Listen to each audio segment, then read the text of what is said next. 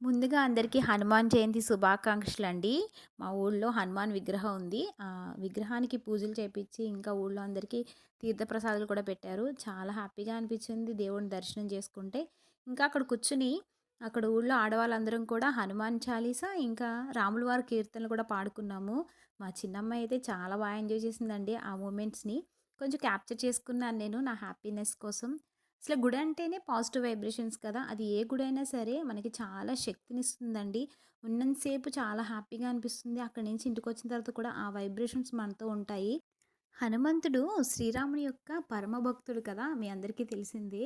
మనకి హనుమాన్ అనేసరికి ఏం గుర్తొస్తుందంటే ధైర్యం. ఏదన్నా కొంచెం భయంగా అనిపించినా, మనకి ఏదన్నా కంగారుగా అనిపించినా కూడా వెంటనే హనుమాన్‌ని తలుచుకుంటాము. ఇంకా మేమైతే ప్రతిరోజు సాయంత్రం హనుమాన్ చాలీసా పక్కా చదువుకుంటామండి. చాలా హ్యాపీగా ఉంటుంది.